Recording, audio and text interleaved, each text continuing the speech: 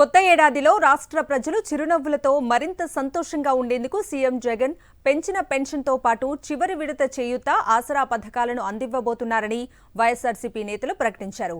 Narsipatnam సాధికారిక bus యాత్ర బహిరంగ సభలో పాల్గొన్న నేతలు మరోసారి జగన్ని ముఖ్యమంత్రిని చేయాలని ప్రజలకు విజ్ఞప్తి చేశారు.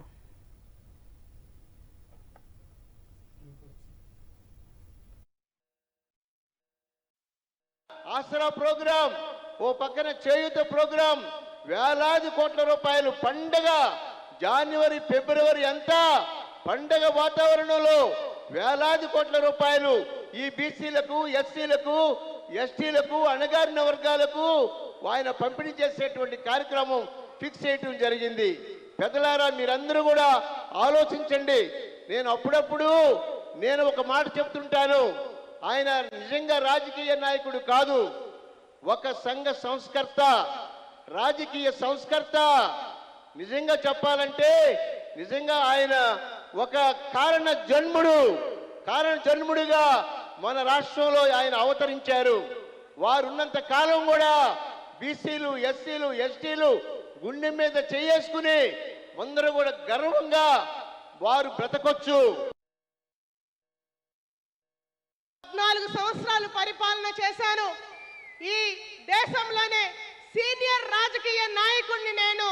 ఈరోజు దేశ రాజకీయాల పరిణామాల్ని మార్చే శక్తి నాకు ఉంది అని గొప్పగా చెప్పుకున్నటువంటి చంద్రబాబు నాయుడు గారికి సూటిగా ఒకే ఒక ప్రశ్న, మీ 14 ఏళ్ల ముఖ్యమంత్రి జీవితంలో ఏనాడైనా ఈరోజు 5 సంవత్సరాల్లో జగన్మోహన్ రెడ్డి గారు చేసినటువంటి సామాజిక న్యాయం మీ హయాంలో ఏ రోజైనా జరిగిందా అని కూడా ఈ సందర్భంగా నేను ప్రశ్నిస్తా ఉన్నాను.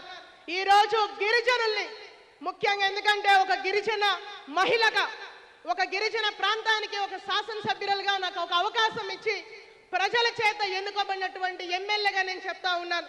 గతంలో చంద్రబాబు నాయుడు గారు ఎంతో హేళన చేసినటువంటి సందర్భాలు మేము చూసాం. ఈ రోజు గిరిజనులకి తెలివితేటలు ఉండవు, వాళ్ళకి బుద్ధి లేదు, ఎస్సీలంటే శుభ్రంగా ఉండరు అని హేళన చేసినటువంటి నాయకుడు చంద్రబాబు నాయుడు అయితే ఈ రోజు ఒక ఉప ముఖ్యమంత్రి పదవిని కేటాయించి తన పక్కన కూర్చోబెట్టుకున్నటువంటి ఒక గొప్ప మనసున్న నాయకుడు జగన్మోహన్ రెడ్డి గారు మాత్రమే అని కూడా ఈ సందర్భంగా నేను తెలియజేస్తా ఉన్నాను.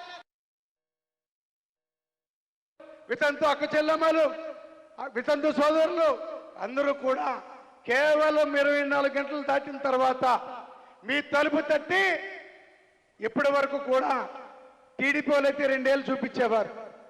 కానీ మన అవ్వాతాతలు మాత్రం జనవరి 1 సూర్యోదయం అయ్యేటప్పటికీ ఇలా 3 ఏళ్ళు చూపిస్తారు అందరూ కూడా.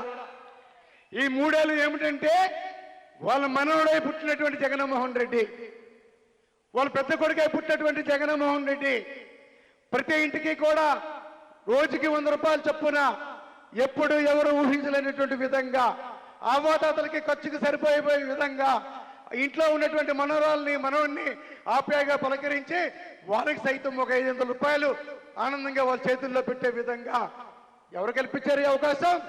మన జగనన్న కల్పించాడు, వాళ్ళ పెద్ద కొడుకే కల్పించాడు.